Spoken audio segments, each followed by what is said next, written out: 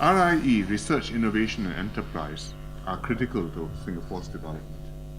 We started on this journey in 2006 to set up the RIEC in order to deepen our science and technology capabilities along the whole value chain, from basic research to product development to commercialization.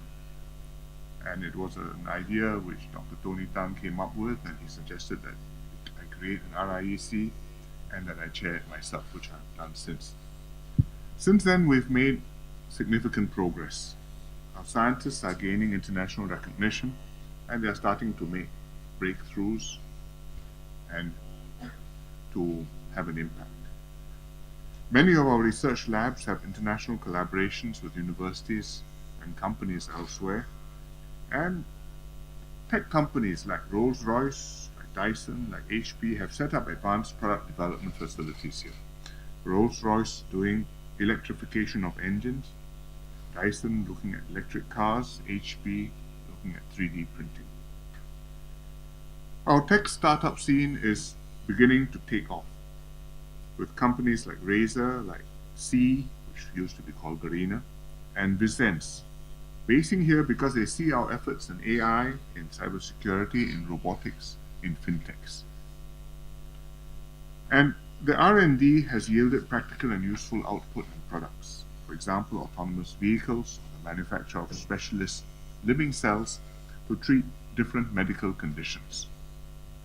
So instead of a molecule, you have a cell which is tailored in order to infuse into the patient's body and treat his condition, maybe cancer, maybe some other illness, and hopefully cure him.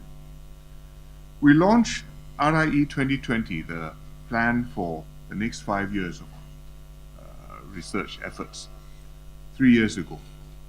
And we set aside $19 billion over 5 years for research. This is the midterm review for RIE 2020, and after the review, we've affirmed that we're on track. But we are sharpening our focus and making fine-tuning adjustments to the plans. What does our success depend on? First, we've got to continue to emphasize science and technology throughout our society.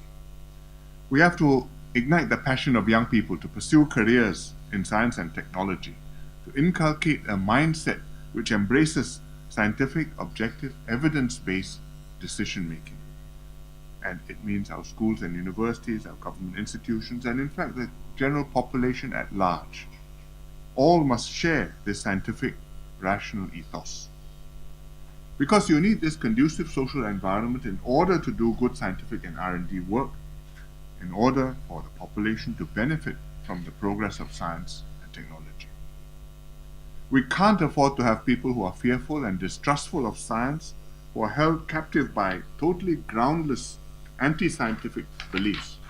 For example, you see in other countries, you read about anti-vaxxers, people who distrust vaccines, refuse to allow their children to be inoculated. Vaccines which protect people and which save lives. And they believe, for example, that the MMR vaccine causes autism. There's no evidence, but you can't get rid of this misapprehension and this distrust and fear. And we must not ever get into that position.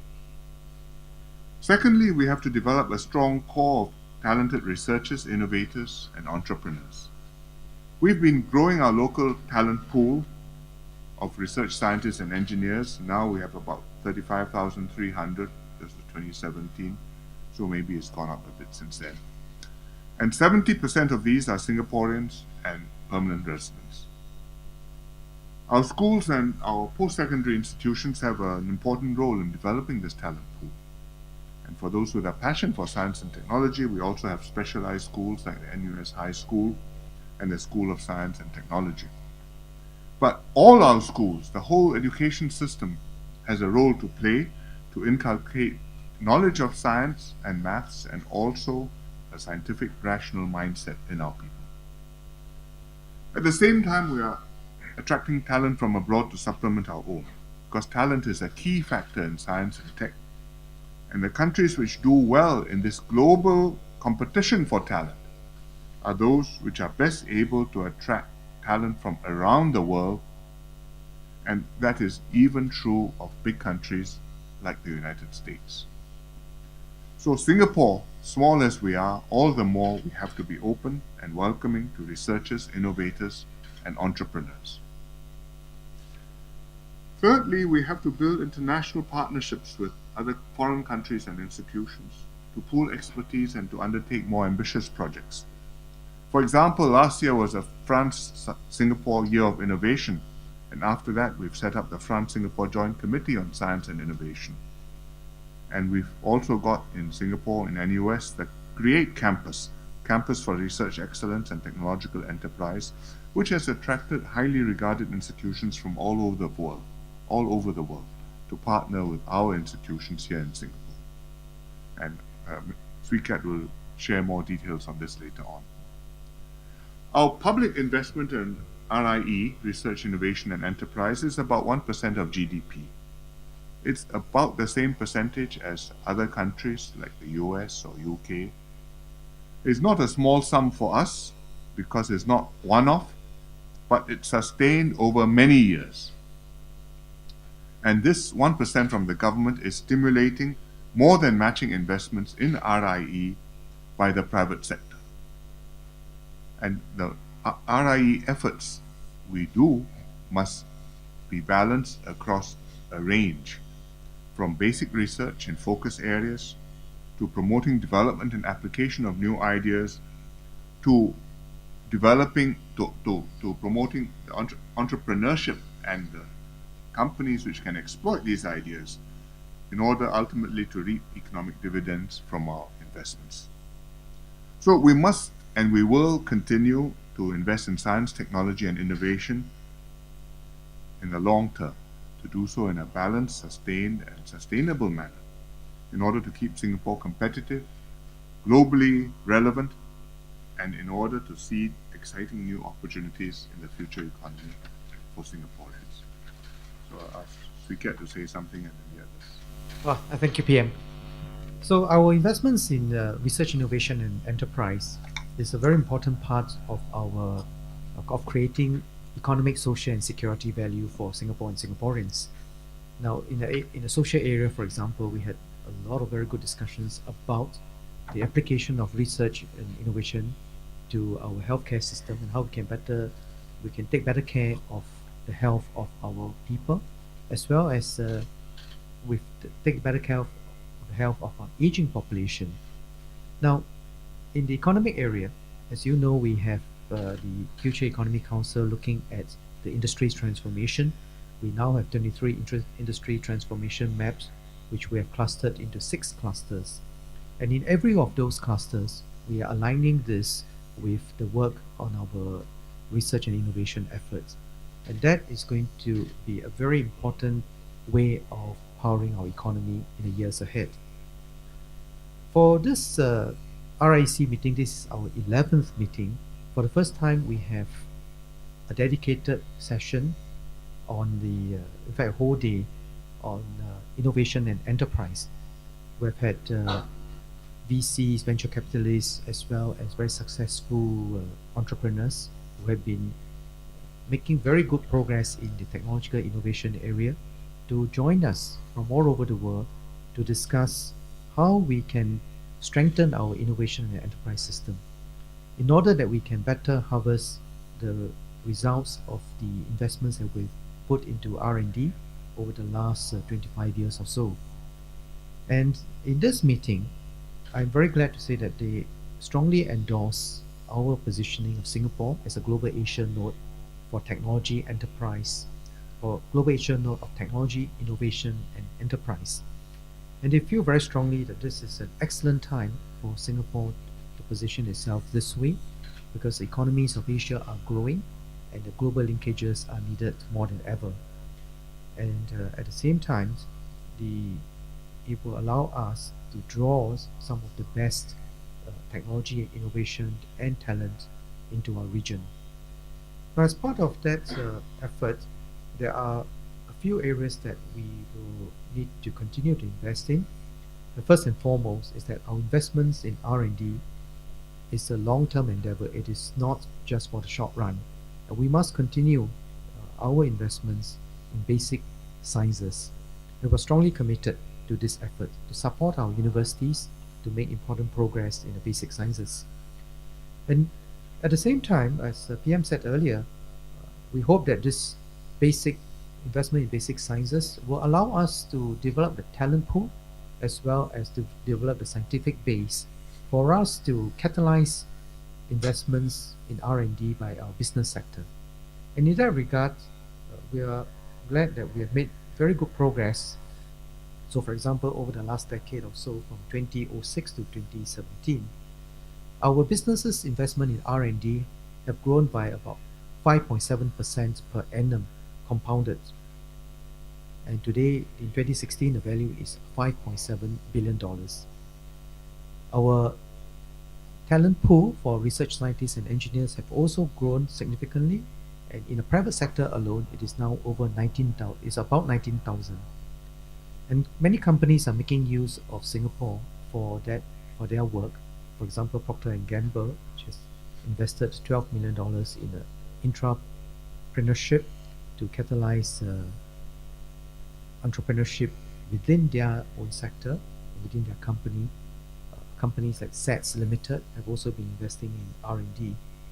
And at the same time, there's a lot of co-innovation efforts by private enterprises with our universities. For instance, Applied Materials, Singtel, they invested in the AI lab with NTU, and Tesla Therapeutics with one of our research institutes looking at cancer therapy. So I think we are making good progress in that area. But at the same time, we must continue to invest in the basic R&D. And there are three major areas that we are going to make as part of our changes to this midterm review. One is to invest $500 million in digital technology, in AI, in supercomputing, in robotics, because the digital technology and the greater cybersecurity will be necessary for us to be able to ride this digital wave. The second area is in the cell therapy manufacturing, the manufacturing of specialized cells for therapeutic purposes. We're investing $80 million in building core capabilities for cell therapy manufacturing. And the third area is to support our 30 by 30 goal. We're investing $144 million in sustainable urban food production. And this will support the agri-food industry and allow us to meet Singapore's needs, health food needs, by 30% by 2030. I think Minister Masagos had announced some of this earlier on. PM also mentioned about the development of talents, and our development of talents will need to be across a number of areas, both in basic R&D as well as in the innovation and enterprise space. We need to create more opportunities for our young people, or for our people, young or old, to understand more about the markets in Asia and the possibilities of applying technology for major innovation. And finally, growing our global networks. PM has mentioned a number of areas for which we are collaborating with countries in this innovation space, and we will be continuing this effort, picking partners from around the world for which we can be part of this global network. And this supports our broader strategy of Singapore as a global Asia node of technology, innovation, and enterprise. So it's one of the key nodes, together with all other areas, with other countries, to create a more vibrant ecosystem around the world. Thank you. May I add a couple of points to what Sukit has shared, and I'll focus my comments on the AME, or the advanced manufacturing sector. We believe that the manufacturing sector and deep engineering capabilities are still essential to the next phase of Singapore's growth. In fact, more so than ever before. However, from the panel discussion, it's clear to us that the nature of manufacturing has changed and will continue to change rapidly in the years ahead. So there are opportunities for us to further distinguish ourselves in this sector, building upon our strengths. Manufacturing must no longer be seen in isolation, But manufacturing, our competitiveness in manufacturing must be seen as part of the entire value chain, from research and development to production and our supply chains. So going forward, our ability to position ourselves carefully in various niche areas across the entire global value chain will be critical to our competitiveness. So let me give some examples. The integration of data, computing power, artificial intelligence, robotics can all add up to help boost our competitiveness in the advanced manufacturing sector. Competition becomes much less dependent on population size, land mass, the size of the enterprise, or price. For example, we talk about the growing need for what we call high mix, low volume, high value add manufacturing. And some in extreme say that we are going for the production of one, a batch of one. Now for this type of manufacturing to happen, it will require new production models, new skill sets, new standards, new regulations. And all these can play to our strengths. So this will also allow smaller economies like ours to compete in niche areas away from the previous model of high volume, low value add type of production.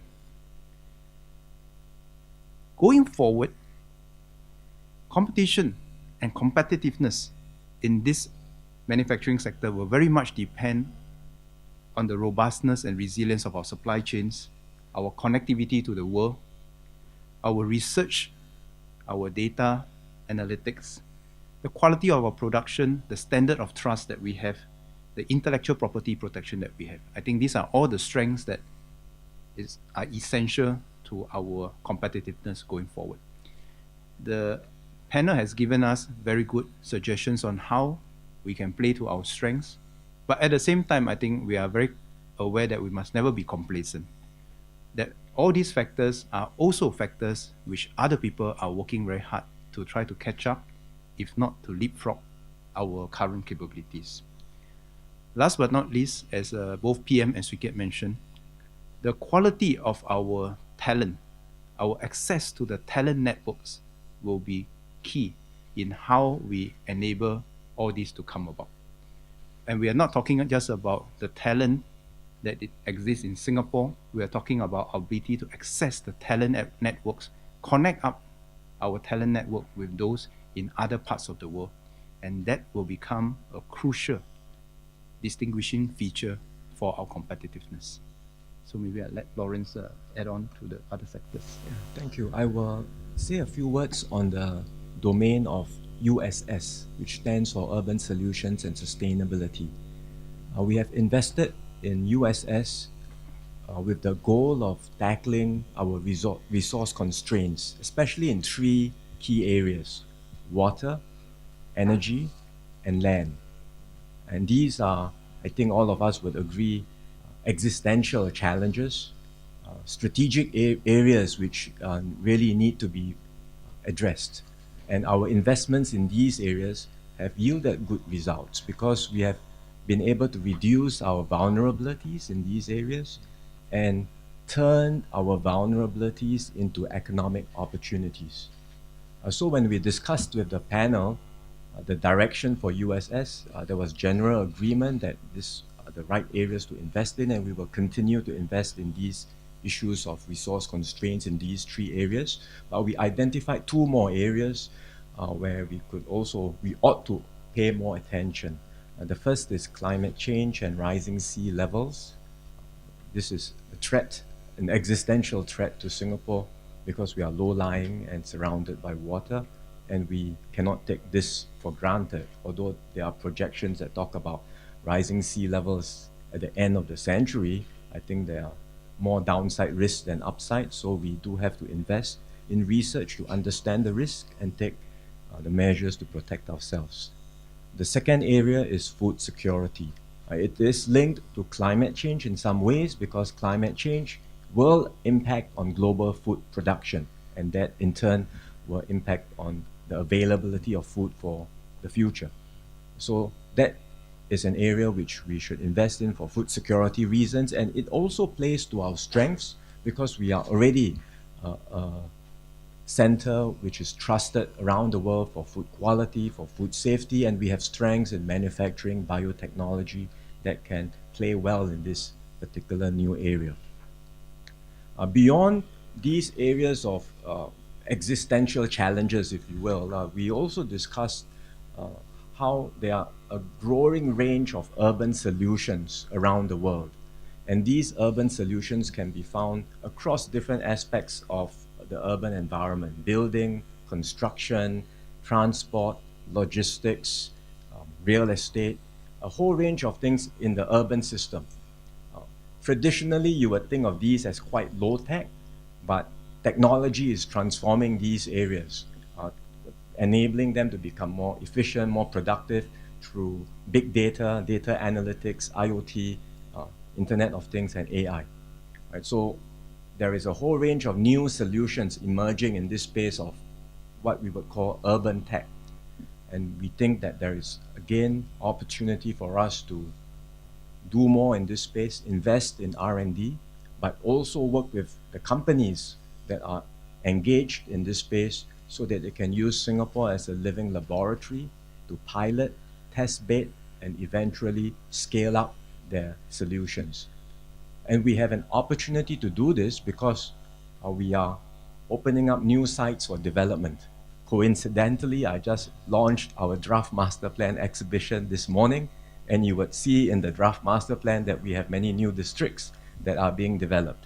And these provide the platforms where we can work with private sector, get companies, startups that are engaged in urban solutions to test bed their solutions, and eventually, if they are successful, scale them up across the districts or even nationwide. So our investments in science, technology, and innovation in the USS domain is critical.